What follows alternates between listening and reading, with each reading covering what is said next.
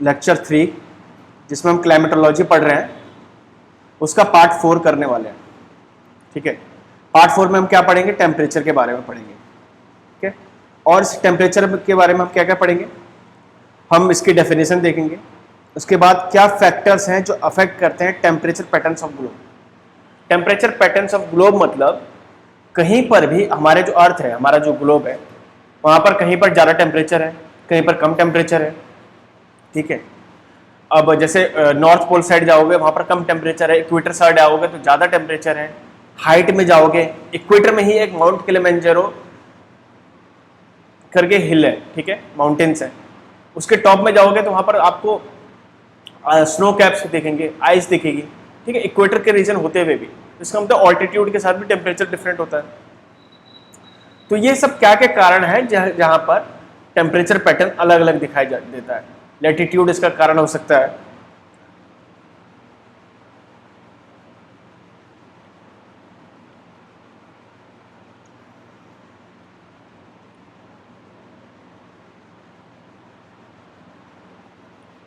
Latitude इसका कारण है, ऑल्टीट्यूड है, कॉन्टिनेंटलिटी है, नेचर ऑफ सरफेस है, स्लोप एस्पेक्ट्स है, ocean currents and prevailing winds है। तो इस सारे कारण हो सकते हैं। ठीक है, उसके अलावा टेम्परेचर डिस्ट्रीब्यूशन जैसे हॉरिजॉन्टल में कैसा है, वर्टिकल में कैसा है, वो हम देखेंगे, और उसके बाद हम आखिरी में पढ़ेंगे इन्वर्जन ऑफ टेम्परेचर के बारे में। तो सबसे पहले हम पढ़ लेते हैं डेफिनेशन इसकी। ठीक है,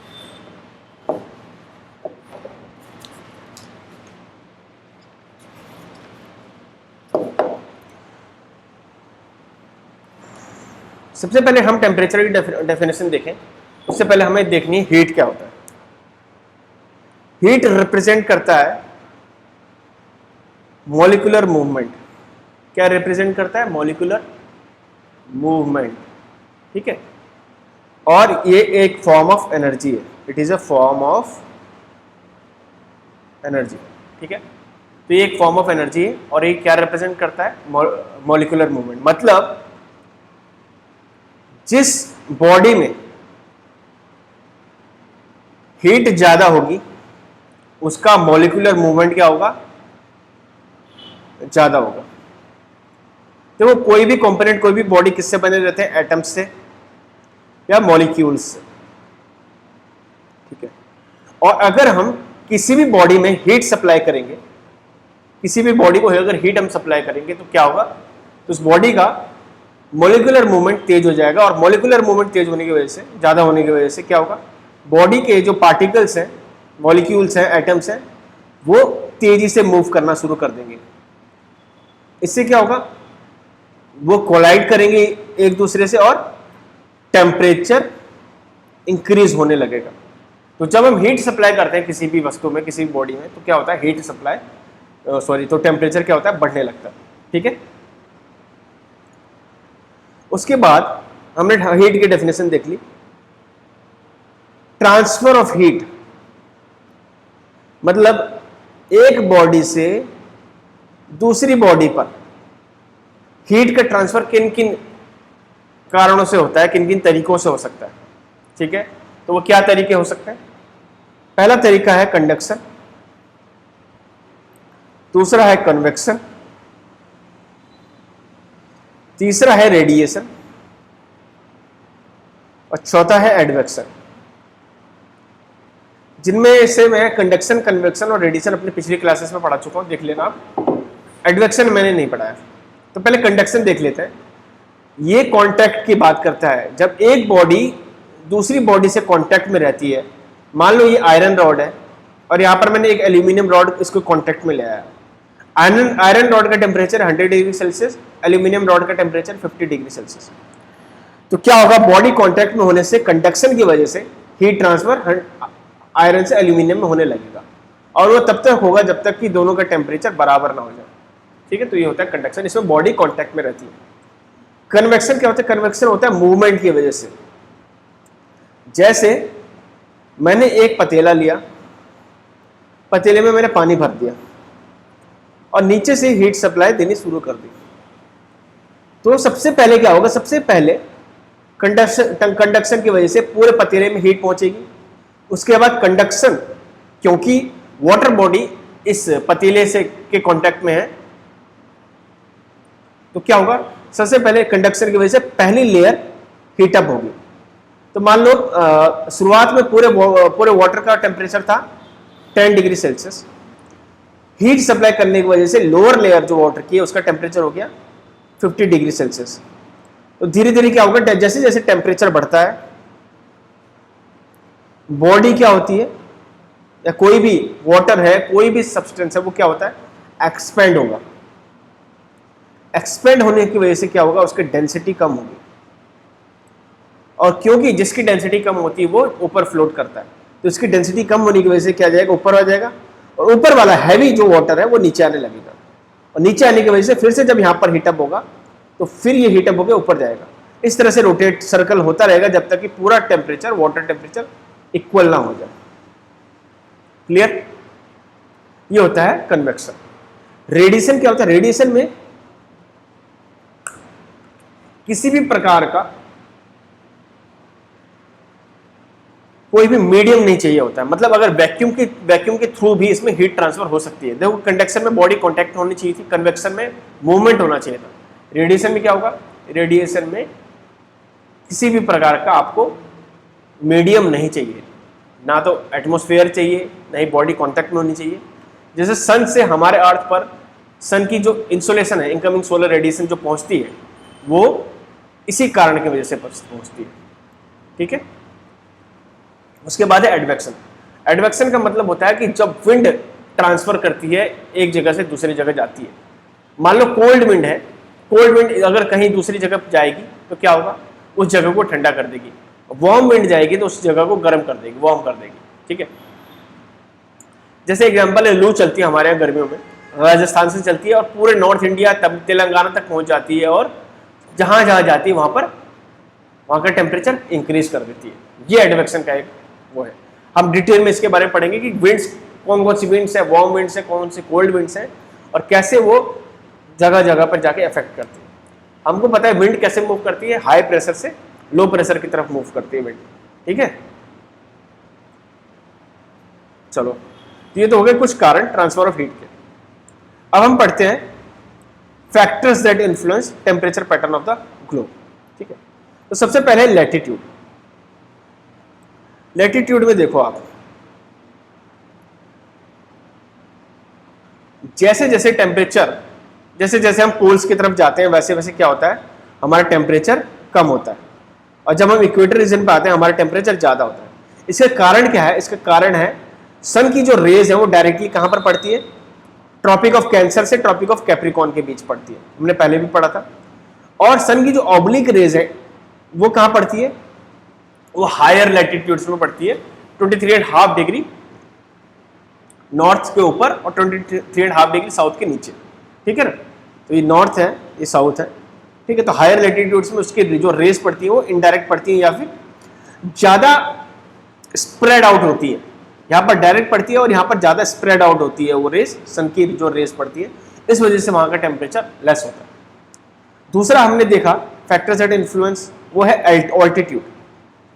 ऑल्टीट्यूड क्या होता है, जैसे जैसे हम लोग हाइट में जाते हैं उसका मीन सी लेवल से हाइट कितनी है उसको हम बोलते हैं ऑल्टीट्यूड।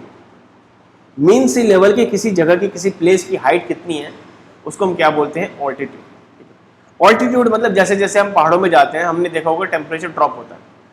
अगर हम इक्वेटर में रहे तो भी पहाड़ों में जाने में टेम्परेचर ड्रॉप होता है। मैंने पहले ही बताया था ये कारण होता है। ये किस वजह से होता है, ये होता है नॉर्मल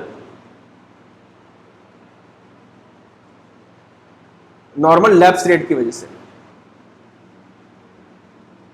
ठीक है। किस वजह से होता है, ये होता है नॉर्मल लैप्स रेट की वजह से, जो कि कितना होता है -6.5 डिग्री सेल्सियस। मतलब अगर मीन सी लेवल पे टेम्परेचर 30 डिग्री सेल्सियस है तो 1 किलोमीटर अगर हम ऊपर जाएंगे तो कितना हो जाएगा 23.5 डिग्री सेल्सियस, क्योंकि नॉर्मल लैप्स रेट कितना होता है हमारा से -6.5 डिग्री सेल्सियस पर किलोमीटर।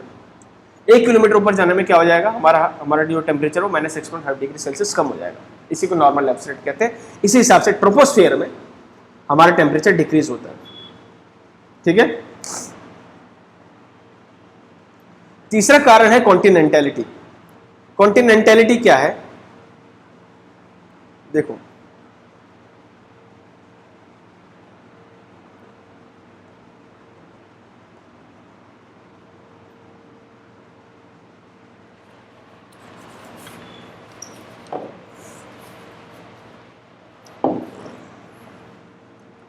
ये हमारा इंडिया है, मान लो ये दिल्ली है, ये मुंबई है, ठीक है।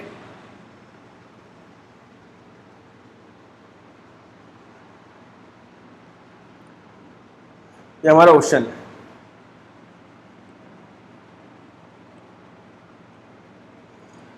आपने देखा होगा ड्यूरिंग विंटर्स दिल्ली का जो टेम्परेचर वो कितना पहुंच जाता है, 4 डिग्री सेल्सियस के आसपास पहुंच जाता है। समर में 40 डिग्री सेल्सियस के आसपास पहुंच जाता है। मुंबई में चाहे गर्मी हो चाहे सर्दी हो 25 से 35 डिग्री सेल्सियस टेम्परेचर रहता है। ऐसा क्यों रहता है? ऐसा क्योंकि वो मैरीटाइम इफेक्ट की वजह से। मैरीटाइम इफेक्ट क्यों? क्योंकि ये ओशन के, अरेबियन सी है यहाँ पर, अरेबियन सी के एकदम निकट पे है, निकट के एकदम अरेबियन सी पे ही है मुंबई। आइलैंड में ही था, 7 आइलैंड मिलके एक मुंबई बनाया था। अब धीरे धीरे धीरे आइलैंड्स भर गए, ठीक है। तो ये मुंबई में मैरीटाइम इफेक्ट होता है और दिल्ली में क्या होता है, कॉन्टिनेंटलिटी होती है। इसका कारण क्या है? जो कॉन्टिनेंट्स होते हैं या जो लैंड होता है उसका जो स्पेसिफिक हीट कैपेसिटी होती है वो क्या होती है? वो कम होती है, लेस होती है। ओशन का या वाटर का स्पेसिफिक हीट कैपेसिटी क्या होती है? ज्यादा होती है, हाई होती है, मोर होती है, ठीक है, इज हाई। इसका मतलब क्या है? स्पेसिफिक हीट कैपेसिटी का मतलब क्या है कि अगर 1 डिग्री सेल्सियस टेम्परेचर हमें इंक्रीज करना हो तो बहुत ज्यादा high amount of heat is supplied, is needed, high amount of heat is needed.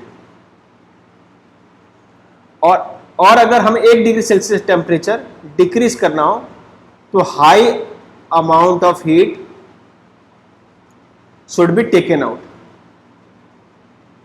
किसी बॉडी से हाई अमाउंट ऑफ हीट हमें बाहर निकलनी पड़ती है।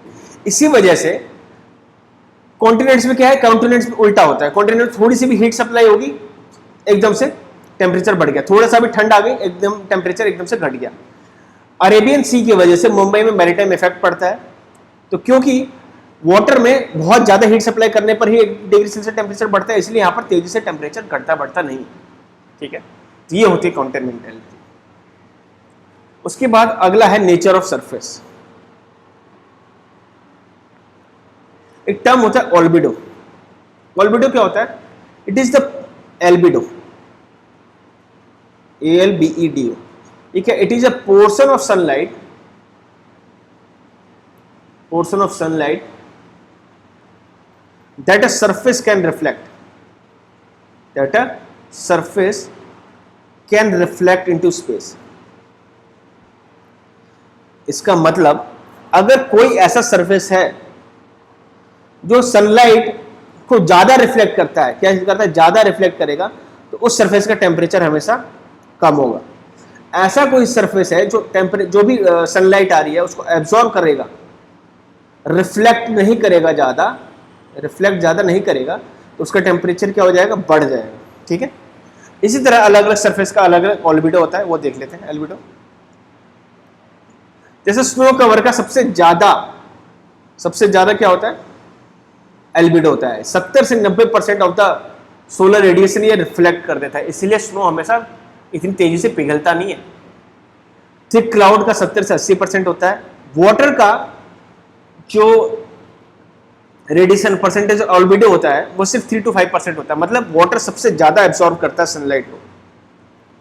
यही कारण है अगर हम लोग ग्लोबल वार्मिंग करेंगे, ग्लोबल वार्मिंग किस वजह से होगा, अगर हम कार्बन डाइऑक्साइड ज्यादा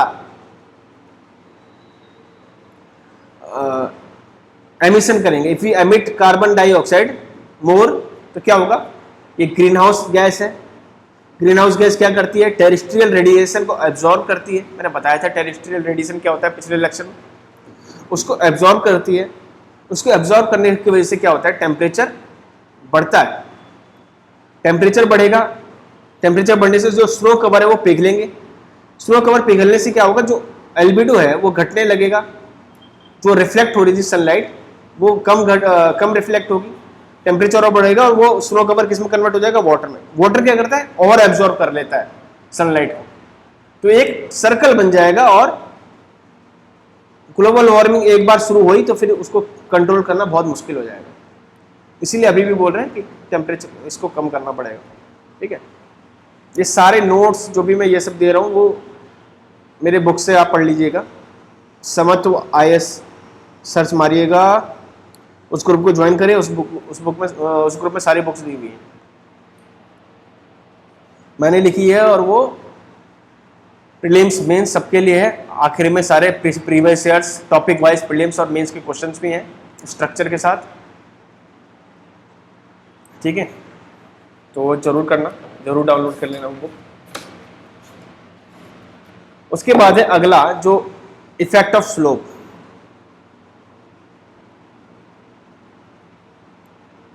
इफेक्ट ऑफ स्लोप, अब स्लोप कैसे इफेक्ट करेगा, ये अर्थ है ये नॉर्दर्न हेमिस्फीयर है, सदर्न हेमिस्फीयर है। सन है ये, सन की डायरेक्ट रेस कहां पड़ती है, ट्रॉपिक ऑफ कैंसर और ट्रॉपिक ऑफ कैप्रिकॉर्न के बीच।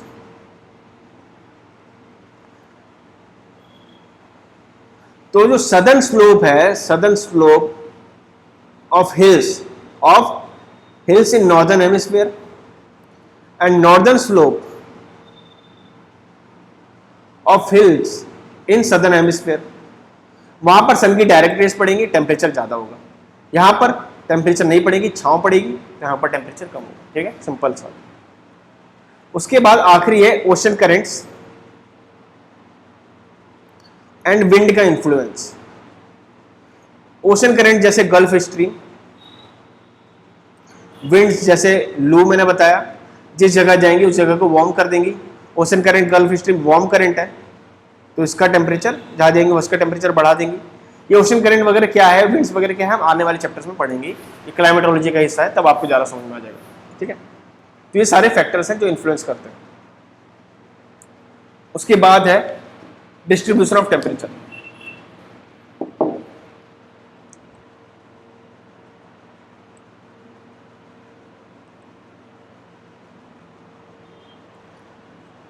पहला है हॉरिजॉन्टल डिस्ट्रीब्यूशन।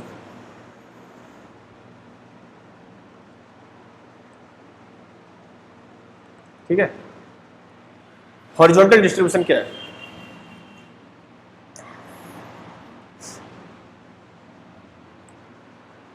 एक होता है टर्म आइसोथर्म्स। आइसोथर्म्स क्या है, these are the line joining the places of equal temperature. जिस जगह पे टेम्परेचर इक्वल है उन जगहों को एक लाइन से ज्वाइन कर लिया जाता है, जिसको हम आइसोथर्म बोलते हैं। तो मान लो ये हमारा अर्थ है,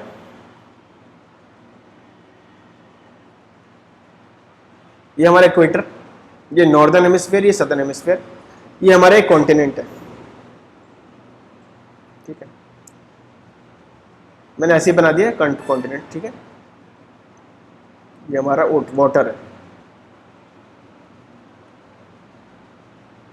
ठीक है, तो क्या होगा, हमें पता है जैसे जैसे हम इक्वेटर से पोल्स की तरफ जाएंगे, चाहे नॉर्थ पोल जाए चाहे साउथ पोल जाए, वैसे वैसे टेम्परेचर डिक्रीज होगा।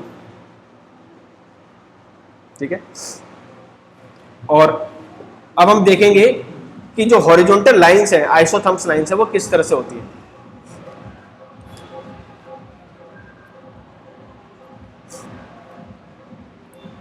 ये है एक आइसोथर्म लाइन,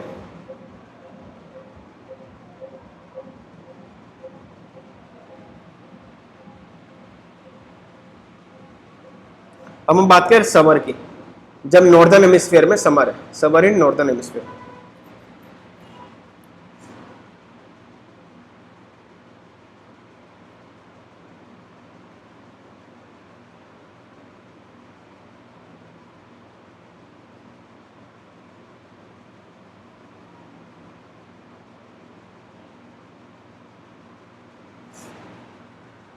ये हमारे आइसोथर्म्स लाइन बना रहा हूं मैं।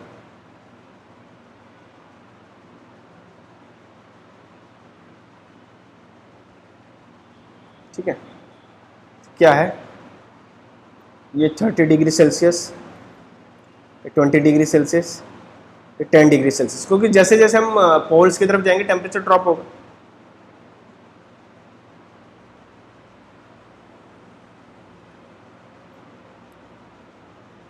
अब बताओ, क्योंकि समर है नॉर्दर्न हेमिस्फीयर में, तो कॉन्टिनेंट्स में ज्यादा टेम्परेचर होगा, सिंपल सी बात है।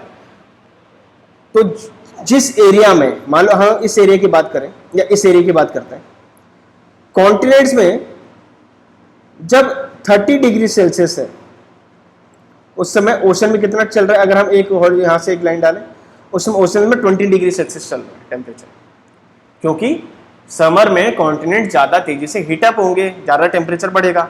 ठीक है, उसी तरह जब कॉन्टिनेंट में 40 डिग्री सेल्सियस है तो उसी के बराबर में अगर हम ओशन की बात करेंगे वहां का टेम्परेचर 30 डिग्री सेल्सियस होगा। इसीलिए समर में क्या होगा, जब जो आइसोथर्म्स लाइंस क्या होगी, पोल की तरफ मूव करेंगी, जब ओशन से कॉन्टिनेंट्स की तरफ आ रही है। Isotherms line will move towards poles while coming from ocean to continents, और जब कॉन्टिनेंट से ओशन की तरफ आइसोथर्म्स लाइंस मूव करेगी तो they will move towards equator. देखो यहां पर पोल्स की तरफ मूव कर रही है, इधर ये इक्वेटर की तरफ मूव कर रही है। ठीक है, ये समर में ऐसा होगा, विंटर में इसका उल्टा हो जाएगा।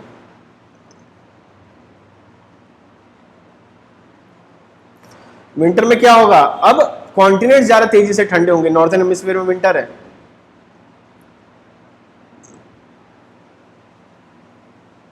अब कॉन्टिनेंट्स बहुत तेजी से ठंडे होंगे। ठीक है,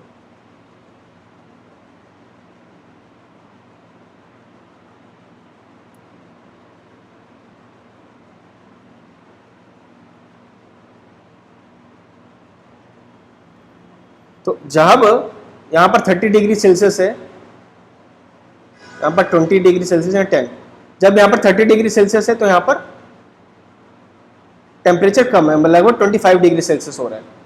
तो विंटर में क्या होगा, ओशन से कॉन्टिनेंट मूव करते वक्त इक्वेटर वर्ड मूव होगा, किधर, इक्वेटर वर्ड्स, और कॉन्टिनेंट से ओशन की तरफ मूव करने पर पोल वर्ड्स मूव होगा। ठीक है, क्लियर हो गया होगा, नहीं क्लियर हुआ तो दोबारा से देखना, समझ में आ जाएगा। ठीक है, तो ये तो हो गया हॉरिजॉन्टल डिस्ट्रीब्यूशन। उसके बाद है वर्टिकल डिस्ट्रीब्यूशन। मैंने जैसा कि बताया नॉर्मल लैप्स रेट होता है -6.5 डिग्री सेल्सियस पर किलोमीटर, मतलब 1 किलोमीटर ऊपर ऊंचाई में जाओगे तो -6.5 डिग्री सेल्सियस टेम्परेचर कम हो जाएगा। ये सिर्फ ट्रोपोस्फीयर में होता है, जो कि लोएस्ट लेयर है एटमॉस्फेयर की। पर इतना ही है और कुछ नहीं है, बाकी आप मेरे बुक से रेफर कर लीजिएगा, टेम्परेचर करके है, मैं दिखा देता हूँ।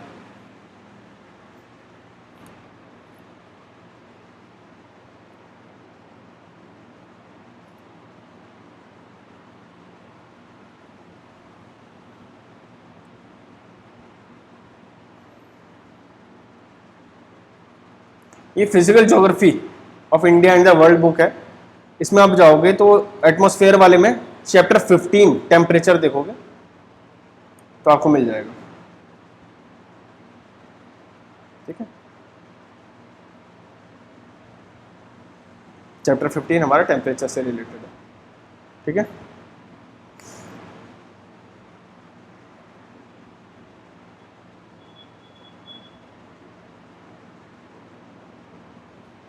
ओके, चलो जो इन्वर्जन ऑफ टेम्परेचर है वो हम अगले पार्ट में मैं समझाऊंगा, क्योंकि छोटा सा है और लेकिन अलग से वो समझाना जरूरी होता है।